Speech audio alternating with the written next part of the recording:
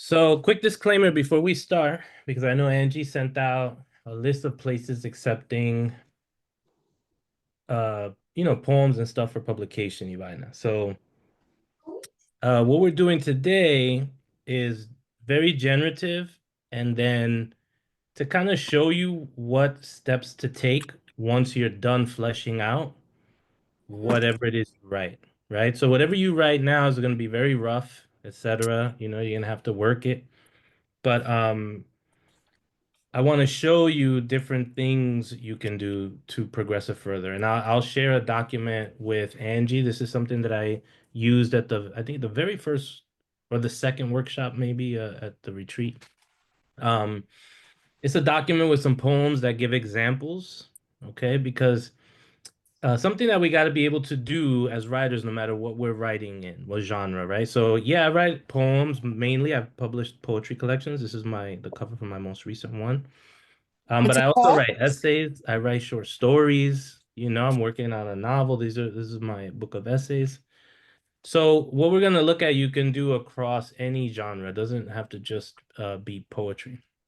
Um, but I just want to make sure that there's an understanding, right? That you're gonna write something very rough today, and then you're gonna look at ways that you can revise it, and then I'm gonna invite you to play with it a little bit and see what you can do.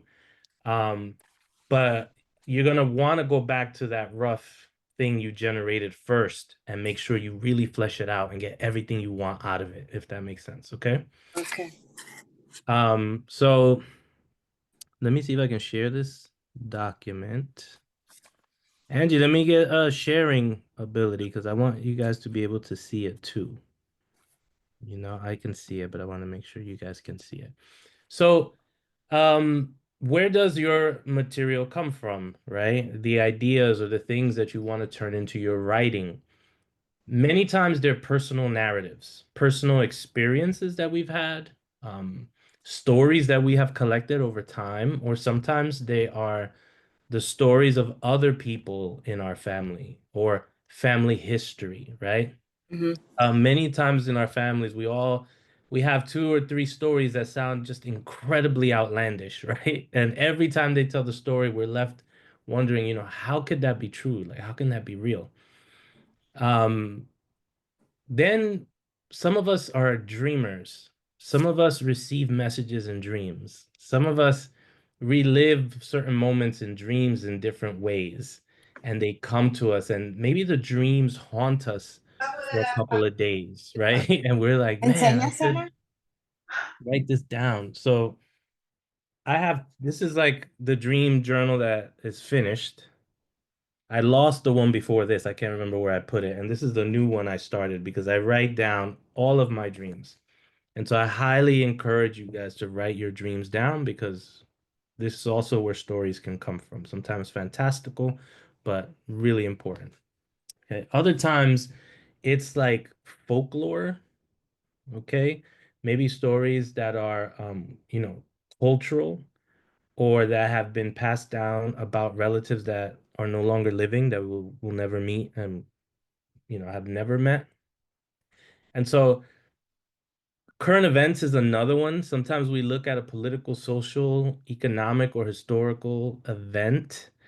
I know recently a lot of people, because the anniversary of the Parsley massacre in DR happened recently within the last year or two. So a lot of people were writing stories about that, whether they're stories that were in their families, things that they overheard, etc. So when we think about, okay, where our material comes from, these are the main places: personal experiences, dreams, folklore or cuentos, right? Current events, and other times they're inspired by other works of art, other poets, other poems.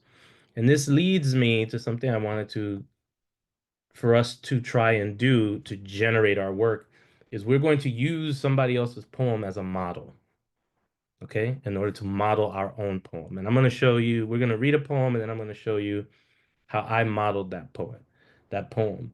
Angie didn't give me sharing. There she goes. Now she gave me sharing. So let me share. Me quité los lentes y ahora estoy struggling. Here it is. Boom, boom. Can everybody see that? You guys can see the screen? Okay, excellent. So, some questions to consider, right? And again, you'll have access to this, so I'm not gonna go too deep into it because what I want is for you guys to have the time to write this out, okay? And then the time to review the revision methods so we can get into it. And I also want to share with you what the editors at these publications that Angie shared with you are looking for when you submit your work. Because this is the important thing. And it's tedious, but it's really important because this is what they pay attention to, right? We'll get to that when we get to the revision part. So we're gonna look at this first poem. This is a poem called Refugio's Hair, okay, by a Mexican American poet called Alberto Rios. And he wrote this poem because it was a story that's floated around in his family, right? And he just was like, I'm gonna take the bits of story that I have and I'm going to create this narrative, right? And the poem goes, in the old days of our family, my grandmother was a young woman whose hair was as long as the river. She lived with her sisters on the ranch La Calera, the land of the lime, and her days were happy. But her uncle Carlos lived there too, Carlos whose soul had the edge of a knife. One day, to teach her to ride a horse, he made her climb on the fastest one, bareback, and sit there as he held its long face in his arms. Sorry, I lost my place. And then he did the unspeakable deed for which he would always be remembered. He called for the handsome baby Pirin, and he placed the child in her arms. With that picture of a Madonna on horseback, he slapped the shank of the horse's rear leg.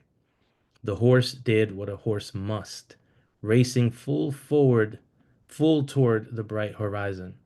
But first he ran under the alamo trees to rid his back of this unfair weight. This woman full of tears and this baby full of love. When they reached the trees and went under, her hair, which had trailed her, equal in its magnificence to the tail of the horse, that hair rose up and flew into the branches, as if it were 1,000 arms, all of them trying to save her. The horse ran off and left her, the baby still in her arms, the two of them hanging from her hair. The baby looked only at her and did not cry, so steady was her cradle. Her sisters came running to save them, but the hair would not let go. From its fear, it held on and had to be cut, all of it, from her head. From that day on, my grandmother wore her hair short like a scream, but it was long like a river in her sleep. Fire, right? Fire. Like when I first read this poem, I got chills because it reminded me of sitting with my bisabuela, my great grandmother, and listening to her tell all of these stories. And the first story that came to my head was the story of my tío Puro, may he rest in peace, right? He was a grown man. He was older. He was in his 50s when I was a little boy. Um, but something had happened to him, an accident or something, and he it was a brain injury, and he was left like a child. And so I was trying, I had been struggling to think of a way to tell that story for a long time. And when I read this poem, it unlocked um, the story for me even more and gave me a model to follow, right? And so this is my poem for Uncle Jaime, because my tío Burro's name was actually Jaime Antonio. And I modeled my poem after Alberto Rios' poem, right? And just so trigger warning, there's some language in here, okay, curse words, etc. Poem for Uncle Jaime. His big, soft hands had gripped the naked backsides of the pueblo's many married women. Jaime Garcia beguiled with blue-green eyes. He was a stone-cold fucking machine and a well-mannered mama's boy, too. The viejas called him gentleman and bandido. He eased up and down the lane, giving kids candy money, booze to beggars. He even drank sambuca with the cops. Jaime crept on your wife as she sat in the shade drinking limonada and you away working. Pueblo husbands half suspected the infidelities. They met and played dominoes to study the facts. It became a club of sorts. Each husband pretended, no, not my wife, passed off fake smiles like hyenas, the doubt buoyant as a motherfucker. Then Piel Canela came to town. Piel Canela because she was burnt like sticky cinnamon, hair and eyes black like shadows in Midnight's bedroom. Her teeth flashed wicked. Jaime passed her gate one day, saw her bent over gathering dry palm for a fogata to keep mosquitoes away. He spoke slick. She finished his sentences. The fall was quick, and the toucans stopped their songs. The river ceased its dance, and the viejas prayed with agua florida soaked rosary beads. And Jaime barely made it out of Piel Canela's bed before her husband came home. And imagine him, his wife naked in bed, asleep, not yet evening. The feathery hiss of gossip carried him off to the domino club, to rum. Hands smacked domino tables in bitterness. Kill Jaime Garcia. Piel Canela's husband said no. That would be too easy, and pulled a slight hammer from his linen blazer, a hammer like a child's toy made of wood and metal. With this, he said, I'll get that bastard. At night's sharp edge, they found Jaime stumbling drunk along the lane. They beat him, took off his clothes, beat him some more, and Piel Canela's husband came up from behind, held the tiny hammer high up like a testament, and brought it down hard like a judgment behind Jaime Garcia's ear. The cry, my God, the cry. After the convalescence, the wives, like roadside flowers, waiting, and Piel Canela, so bold she met him at the gate as nurses walked him in. She searched his eyes for the blue-green wildness. Drool dripped from his lips. He was a boy, a dumb boy. And so what I tried to do was, in order to get the story out, I said, I'm going to model the poem after Alberto Rios's poem. And it's this kind of long story, right, that starts from top to bottom in this column. So I'm going to ask you now to think either of a story that has circulated in your family or circulates in your family that you think about often and maybe have not written about, but want to take a shot at this. Okay. Um, 10 minutes, I think 10 to 12 minutes, right? And just free write it. Don't overthink it. Just whatever comes next, whatever comes next, whatever comes next, if that makes sense. Okay. Because we're going to try to get three of these going. Okay.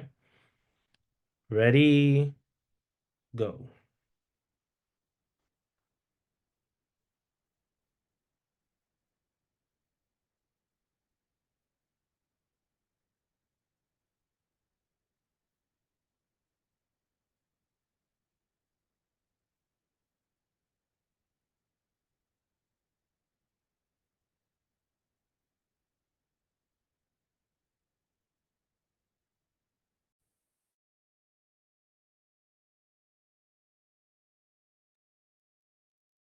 Also welcome, Mari. I'm glad you can join us.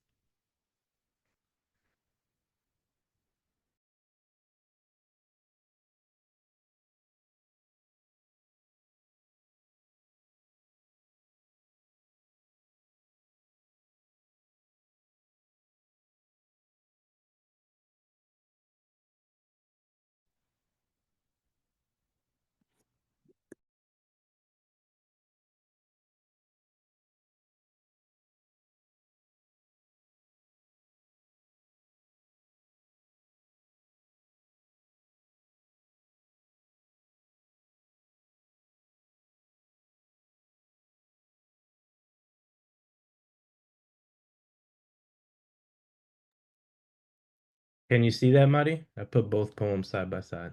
Oh, yes, thank you. It'll be okay. I see them now. Thank you. You're welcome.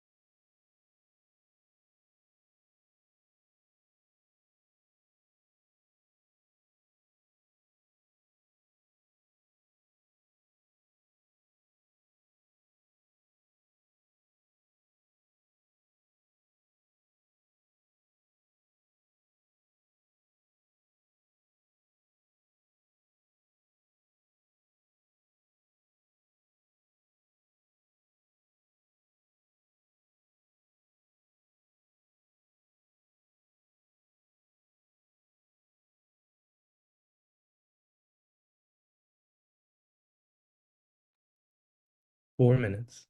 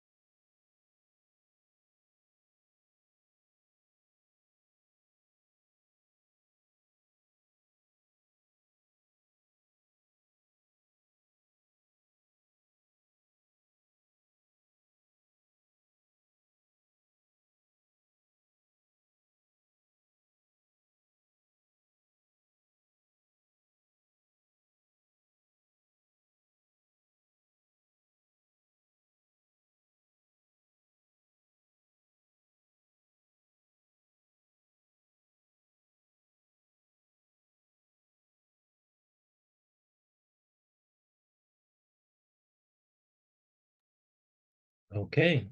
Here we go, pens down, and we can always go back to it again. The important thing is that you flesh it out completely and just get everything down.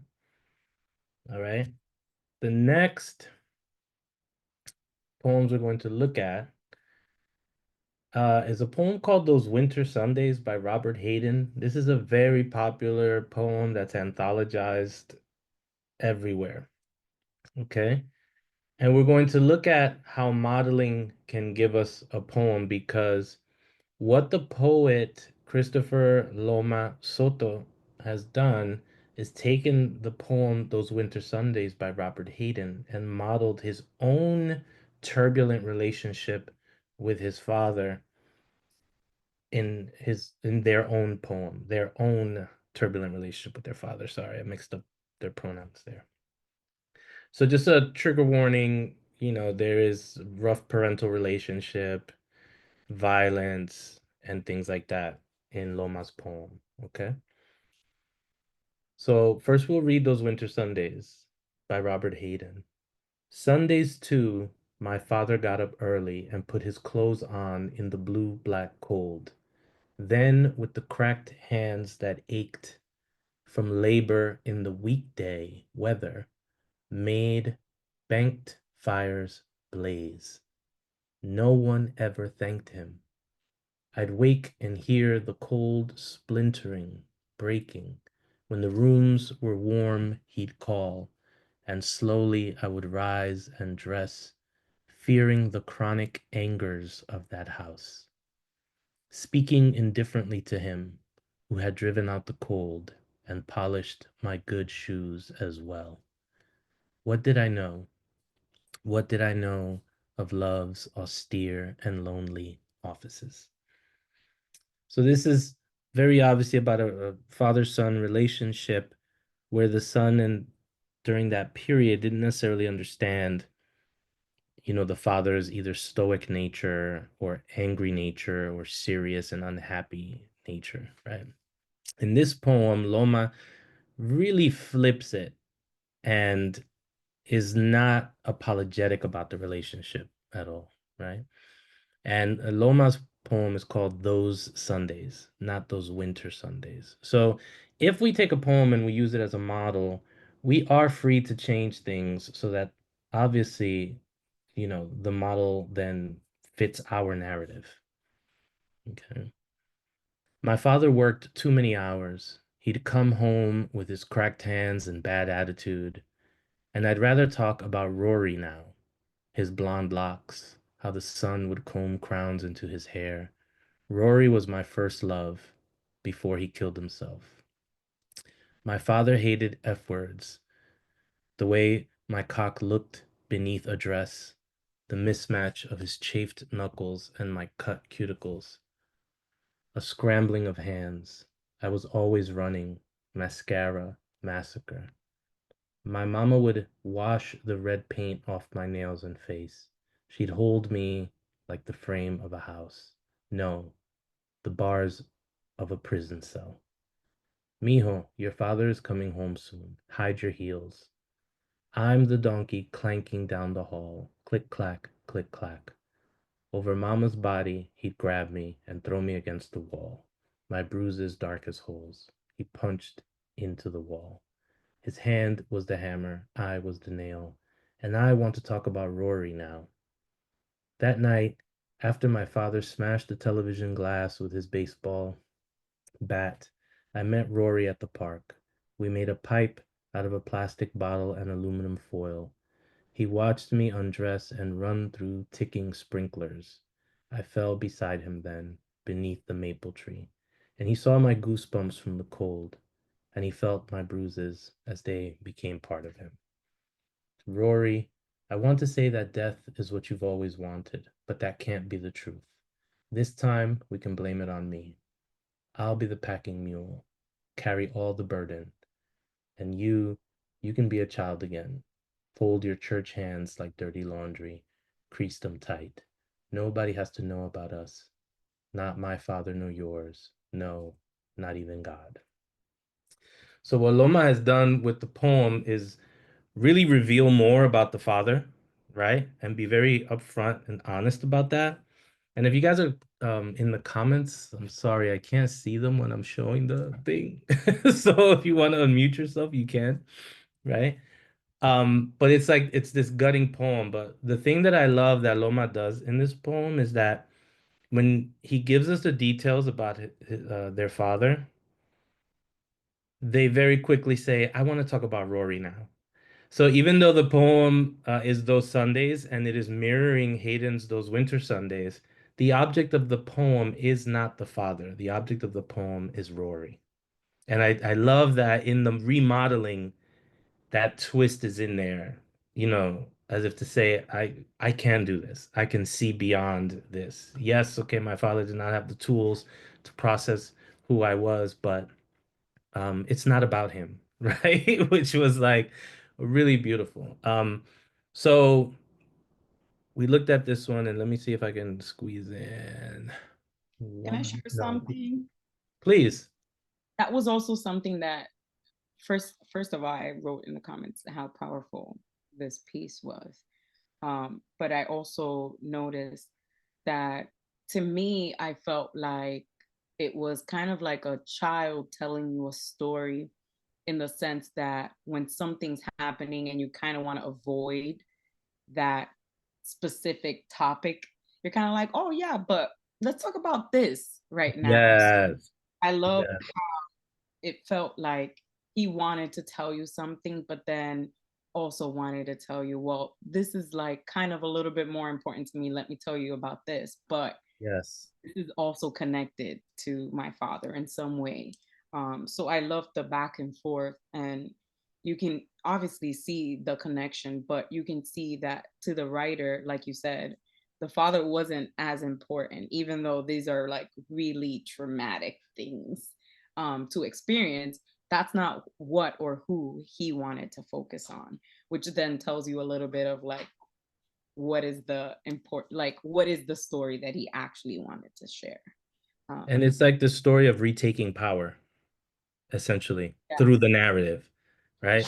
exactly. By creating this narrative, the speaker is retaking the power in the story and reclaiming their experience in their life and turning it into almost like an ode to Rory in that sense, right? Which is what's like really beautiful. So the complexity of the modeling and the diverging from the modeling, right, is what gives the poem its life.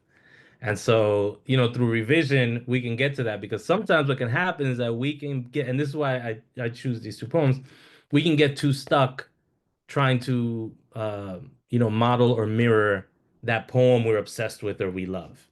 When what we really need to be doing is figuring out ways, okay, we have this model in this frame. Now, how do we break it open? Or how do we remold it and reshape it for what we're trying to say and what we're trying to share? You know what I mean? Um, so to that end, we're gonna take those winter Sundays, and I want you to, as opposed to, a father, it could be a mother, it could be an aunt, it could be a cousin, it could be a bestie. You know what I mean? It could be like a boo.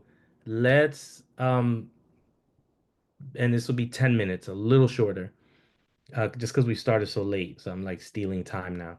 Um, let's try to model our own story or experience based off those winter Sundays, but let's really try to mold it into our own story, our own details, the way that Loma does in those winter Sundays. Okay. 10 minutes. Ready, go.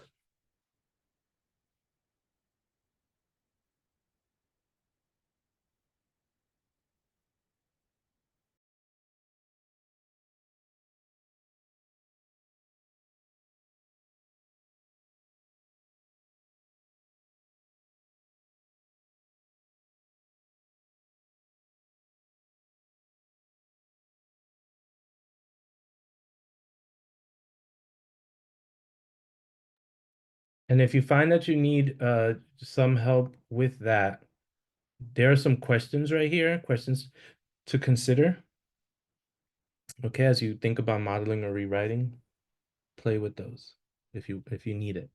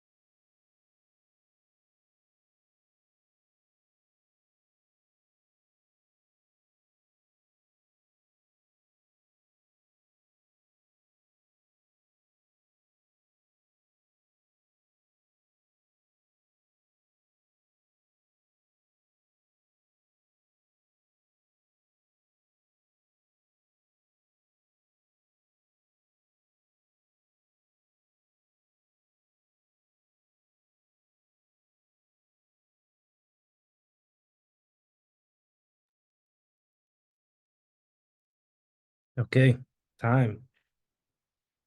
I have to tell you, and if you've led a workshop, which I think maybe Maciel, you do workshops, right? It is so beautiful to see people writing. To just watch people like looking at the page, moving, thinking. It's a beautiful thing to see. Okay. Mari asked what's tetear, and I was like, tetear means to party, I think. Haha. And then I'm like, oh, duh, I wrote it in the questions. Like, so sorry about that. Um, Back to the document real quick.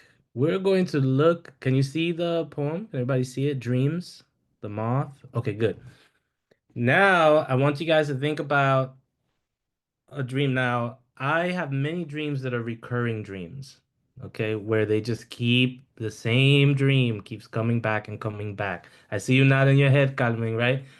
So we need to write those dream. When we have that kind of dream, we need to write it down in all of its glorious detail. Um, Even if my dream is always a little scary. I'm not gonna front. My dream is always a little scary when I have it. Um, Something I want to just address very quickly is that sometimes writing about, whether it's a personal narrative, a family narrative, family folklore, dreams, sometimes some of this material can be a little traumatic or very traumatic. And so I tell all my workshop participants is it is so much easier and more fruitful, meaning that the writing is even better, okay, when we process and heal from that trauma. Okay. To write from it while it is still raw and unhealed and unworked on is very dangerous because um, readers are naturally just attracted to raw writing. They say, oh, it's so powerful. It's so this, right? And so everybody loves to hear it. But guess what? If you are unhealed and your trauma is unhealed and unprocessed, you relive it every single time. So we don't want to relive the trauma, right? We want to be able to retell the story from a healed place. And this is very important, y'all. Okay? I cannot stress that enough. So when we think about our dream, and we're not sharing work today. We can talk to Angie to see if, you guys want to come back and share drafts and we can do like a real workshop style where we talk about each other's work, etc. That's something I'm open to, but please protect yourselves when you write about these topics, okay? Protect yourself because it is very important that you don't relive the pain and the hurt if you are writing about stuff like this, okay? Um, if you read my work, I do, I get into a lot of different things, but it's because I have taken a lot of different steps and done the work to really like heal from it and be able to position it in a way that people can, for lack of a better word, enjoy the story, enjoy the poem, and not, and not bring harm to myself. Okay. All right. So this next one is a translation, which I, you know, strongly recommend folks to read translations, in particular the side-by-side translation, because, even though colonialism sucked and it still sucks, the truth is, the Spanish language is a beautiful language. There's no getting around that, and there's a lot of beautiful ways to incorporate some of those tricks into our own work, which we can talk about another time. But this is from The Moth, and it's a poem by Mahrosa Di Giorgio. I believe she's an Argentinian poet, and it was translated by Peter Boyle. They appeared suddenly, like all the things in my life, black, white, with silken shawls. In the middle of the field, the lake in the field, the house, water, birds gazing downwards thoughtfully, above tall claws. They looked like willows, like men, the most different sorts of things. We could see them through the windows, and in the bedrooms, the gossip went on. What did they predict? Rain, wind, the coming summer, the winter beyond that? One day, one came by himself, a black one, and violent people killed him. A girl saw the murder from far away, myself. and doesn't forget. My life comes and goes, and always there's a blackbird that falls and falls. So this poem is taking a bunch of surrealistic dreamscape images and trying to construct a narrative from it, right? Which is like, wow, I love this poem because within it, we see certain concrete things, things like gossip, things like bedrooms, windows, seasons, okay? And then one day. And that's where the reality, I think, is starting to like seep in, at least for the speaker, all right? One day, here is this kind of horrific thing that the speaker witnesses. So much so that they realize that the poem is so disembodied, right? When something is disembodied, meaning it doesn't exist in the tactile senses of the body, it exists in the surreal imageness of the mind, right? That the speaker wants to bring home the fact that the girl who saw the murder from far away was actually her. Right? She's like, let me break this fourth wall and let you know this was me. Okay? So, whatever it is that this speaker saw in real life is haunting them in these dreams, okay? In this form of violence. And it keeps recurring, and always there is a blackbird that falls and falls. My life comes and goes, but there's always this blackbird that falls and falls. There's always this scene that keeps coming back in this dream, right?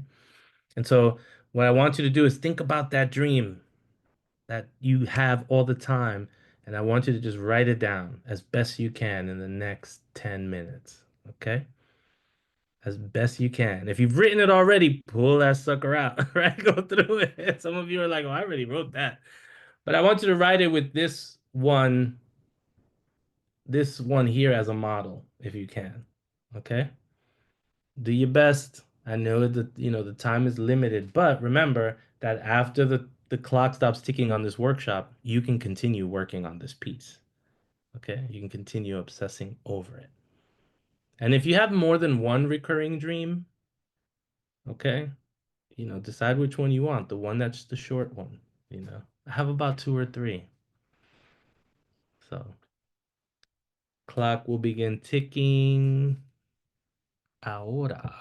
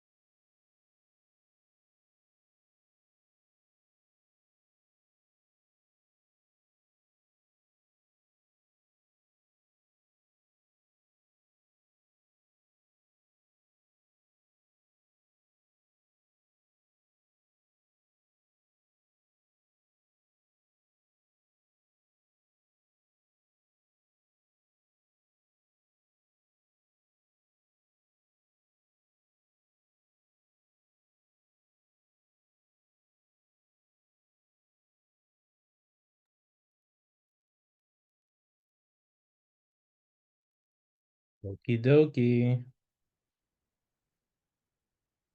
Good. I don't know. Hopefully you got into it. I was having a conversation with a friend not too long ago, and I was talking to her about one of my dreams, and she said, "Okay, now put your professor hat on and analyze that dream for me as if it was a short story." And yo, let me just tell you, it was very wild. Okay, I'll just put it like that. And I think we will definitely do a workshop just dedicated to revision because we started late, number one. Um, but two, I think it deserves that much. So you guys will definitely be able to come back. I want to do it in a workshop fashion where you can submit, I think maximum two poems and we do a round table and everybody talks about it. And I'll give you feedback. I think that's very necessary. But now I want to talk to you about some elements of revision. And let's take a look at this line because this is something that I see that a lot of poets who have a story to tell, that they have something to say, something to talk about, that's important, they don't necessarily do. Um, for many reasons, I'm not going to get into that, but I think this is one of the most important things you can do, in particular if you are submitting to poetry journals. Okay, so first off, there are tiers or levels of poetry journals. Okay, there's the top tier where the awarded, famous, poets that win all the grants and all the stuff where they submit and they get published. And then there is a second tier, all right, where like up and coming poets get in there, poets that are sometimes they're recommended by people. It's a business, that's how that works. And then there's a tier of journals that publish poets that are learning their chops, earning their chops. Okay, meaning they're experimenting with form, they're experimenting with revision. They see something in those poets, they publish their work because they see enough chops, they see enough tools when they look at the poem. They're like, okay, this poet knows about creating images. This poet knows about playing with form and using form. Okay, they're still developing, but they have an understanding of enough things that we can publish this poem. Okay? That's how the business works. There's tiers to it, okay? And so in order to jump the line, so to speak, we have to look at our line, our poetic line. Okay? I want us to look, and let's start with the very first poem. Okay, I want us to look at this line. Your poetic line should work like clauses, okay? An independent clause or a dependent clause. And now I'm gonna take it to grammar. Grammar is the math of English, and everybody hates grammar. Okay? But we got to take it there because this is what these editors are looking at. All right? And I'm gonna I'm gonna speak really frankly. A lot of the readers, a lot of the editors, the readers are the people that say, push this poem up the chain to the editor. Okay. A lot of the readers are white college students. That's just the reality of it. Okay. And they're coming with biases. That's the other reality of it. Okay. And so think of it as like there's certain things we want to ensure we do to create a bomb ass poem so that when we read it aloud, many times when we read a poem by one of our favorite poets, we read a line and we get this chill. And what is that chill? That chill is a lean, mean line that wastes no words and puts a picture right in our head. Immediately, bam, I'm like, oh shit, I know that. My body recognizes that image, that moment. In the old days of our family, who has not heard that? Eso en los días de antes, cuando nosotros, like, who has not heard that line in any language? Okay. In the old days of our family, that immediately puts its story time in your head. Okay. My grandmother, my obviously the possessive grandmother, person, place, or thing, right? Was, we know, is a form of be, verb, past tense. If I have one knock on this poem is that it uses was a lot, but it's also because it's holding fast to a tradition of storytelling, simplicity, right? So I can't really knock it, but if I could, that would be it, right? My grandmother was a young woman. So in one sense, we have grandmother, this vision of the abuela, the beloved abuela. But then on the same line, we have the abuela as a young woman, meaning that, wow, now we have to think about abuela differently. Okay? So your lines should consist as much as possible of nouns and verbs, period. Okay? Nouns and verbs. You're gonna have a few articles in there, a few thes, a few us, a and. Maybe you may have some conjunctions like for and, nor, but, so, right? You fanboys, you should remember that from school, maybe. For and, nor, but, right? Or yet, so, okay? Maybe you'll have some of those. But notice how each of these lines can stand as an independent clause. In the old days of our family, right? Now, that is a dependent clause in a sense because we are waiting for what comes next. So, in the old days of our family depends on what comes afterward, right? Or what comes before. So, that is a dependent clause.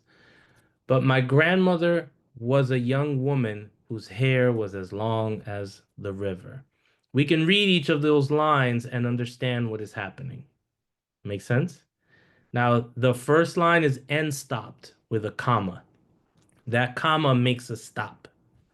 It's the setup. It's like the deep breath before we fall into the story. Yes? In the old days of our family, my grandmother was a young woman whose hair was as long as the river. There we get enjambment. Okay? Meaning the line goes from one to the next. Okay?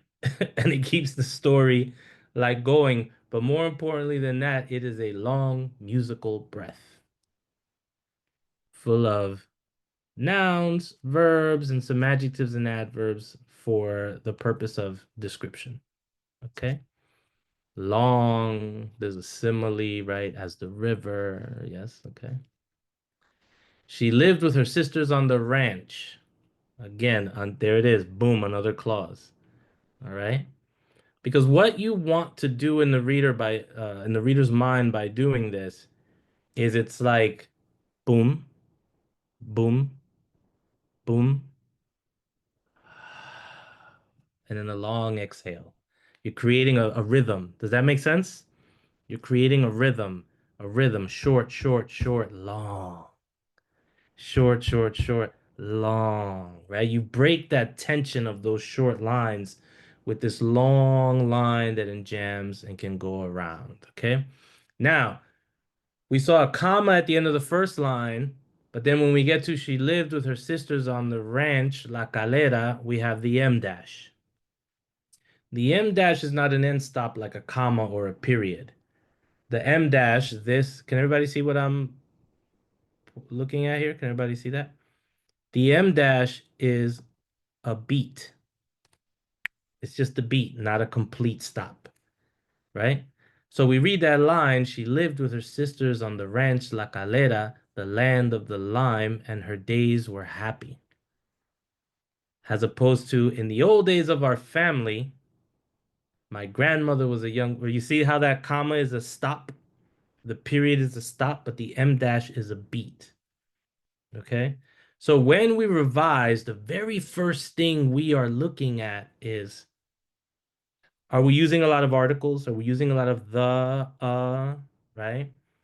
Are we using a lot of adjectives and adverbs to describe something that doesn't really need to be that heavy with adjectives and adverbs? Okay, or what they call also modifiers, The very bright, glowing yellow jacket. Like, do we really need very bright, glowing yellow jacket? No, you don't need all of that. You maybe just need bright or the sun yellow jacket, right? So we also want to now begin to manage, okay, how many of these things are we using? We don't need a whole lot. And that's how we then begin to create a lean line. But there's a lot of ways to do this. And again, unfortunately, we started late. We were waiting for folks to show up. So now we're running out of time because I have an interview that I have to get to, and I'm just like super sorry. But these are the things we want to look at our line.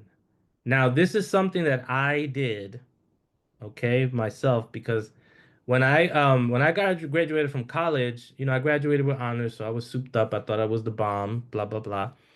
When I went to graduate school, my professor was like, "Yo, your grammar is horrible," and I was like, "Excuse me, sir, but I graduated with honors." And he was like, "Look, this is a learning process, and you still have a lot to learn." So what did I do? I went to Barnes and Noble, and I bought one of those. I went to the kids section, and I bought 12th grade high school proficiency test grammar book. And I just went through it and I was like, oh, shoot, look at all the stuff I forgot. Look at what I didn't remember. Like, look at what I don't know. You know what I mean? And that truly helped me. Okay. That truly helped me get back into that mindset and recognize, okay, what were the things I needed to work on? Okay. And I'm gonna tell you, I wasn't ashamed of that. Like, there's nothing to be ashamed of with that. Today, right now, they stopped teaching kids grammar in the fourth or fifth grade. Okay. That is 6, 7, 8, 9, 10, 11, 12 of not doing grammar at all. That's crazy to me. Okay. This is something that we always got to keep sharp. So, if you have a command of that, then we can begin to get into things like, and I'm going to switch to this document that I shared in a different workshop. Dame un segundito while I pull this up. Boom, I have to click on it. And then I have to, boom. And in this document, let me expand it. There's a number of poems where we look at them and look at the different craft elements and grammar elements that are at work. Alliteration, syntax,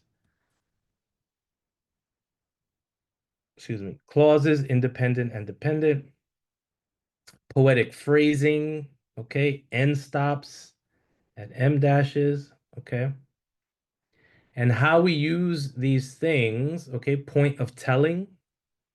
There's a point of view, right? I, you, we, they, them, or the omniscient narrator. But then there's also the point of telling, which is also super important when we get into the revision side of the work, right? So we will share, I'm going to have Angie share this document with y'all so you can review these poems, look at these different elements, okay? And things like, sibilants, consonants, assonance, and alliteration. These are things that slam poets are very familiar with because these are techniques that they use on stage when they are performing to create rhythm, music, and grab the audience. Rappers are also very in tune to this, okay? But there's also, anaphora and simplicy, which are things that, again, rappers are good at, but also slam or performance poets are good at. So we're gonna end up looking at these things. I want you to spend time with this document first, and then see how you can apply them to the poems we wrote here today. And then in the next phase of the workshop, we will discuss these things. Okay. Yeah, again, this was from mentor session 1. And then diction, the kind of language that we use. So I'm gonna try to hope. Did that become bigger for everyone? Okay, good. So diction is literally word choice. Choice of words and phrases in speech or writing. Okay. Sometimes we use high diction, which is ornate language, very fancy. Sometimes we use middle, and other times we use what's considered low. When you see words like, and excuse me, motherfucker, and shit like that in a poem, this is low diction, but in context, right? What is the narrative? What is the story? What are we trying to communicate? And in that sense, that's what determines what diction you're using. When we're creating imagery and simile, we want to use high and middle diction. Okay. And when we are giving the gritty, grimy aspects of the story, that's where low diction comes in because everybody recognizes that. Right? So, for the next session, we'll dig deep into this, but for the next session, we're gonna take it a step further, meaning everybody has to read each other's poems now, and I'm gonna send a specific set of questions that I want everyone to answer while you're reading each other's poems so that you have a guideline for how to give feedback. Okay? Because this is very important. Many times in a workshop, people say, "Well, I liked this. Yeah, this was really nice." That's great, but that is not real feedback. Okay? That's not real feedback. The feedback we want are on these craft elements of diction, imagery, sound, okay, and line. Does that make sense? Yeah, hopefully that makes sense. All right. Um, really sorry, but unfortunately we started very late and I'm late to another event that I have to get to. But again, we're going to do a follow-up workshop where we're going to share each other's poems and we're going to get into this. Okay? I hope you were able to write something and generate at least three pieces that you can look at and take and work and rework. Okay, and we will build from there. We got some messages here. True, yes. I always crave for that kind of feedback. Everybody wants that kind of feedback because that's the feedback that helps you grow, Mari, to your point. That's how we improve. Because then what begins to happen is as we receive this feedback, when we're revising by ourselves, we remember it and we start to revise with that in mind. Okay. When can we expect part 2? Dímelo, Angie. La jefa está ahí, hay que hablar con la It's around jefa. your schedule, Roberto. Listen, I told you Tuesday nights work for me. Okay, so next Tuesday, you want to do? That's the 29th. Can we do next Tuesday, y'all? Check your calendar, Roberto. I'm gonna check I know I gotta check my calendar. Ya Angie me conoce, Angie me conoce. Espérate. Oh, I'm so glad you said that. I have a union meeting that night. Okay. So what about the following Tuesday? This way we give people time to work, read the document, etc., So that etc. would be May. Le damos 2 semanas. What Tuesday is that one on your Déjame- calendar? espérate. That is going to be May 6th. Okay. Tuesday, May 6th. Okay. Everyone? This way we have 2 weeks because then what we're going to expect is that by next week you'll submit your work so that we all have a chance to read it. Okay? And then provide feedback for the following week. Okay? Okay. Roberto, I just sent you a list of everyone who registered, so you could send them what you did today and the homework, and the next meet date would be May 6th at 7 p.m. Tato. And then this is recording, so you're going to share with them. ¿Verdad que sí? Yes, and then I also, once I edit this video, once I delete Tato. the beginning, Tato, I'll no send it to problema. everybody. Okay. Thank you very much, everybody. Pleasure. Thank Bye, you. everyone. Thank you for joining.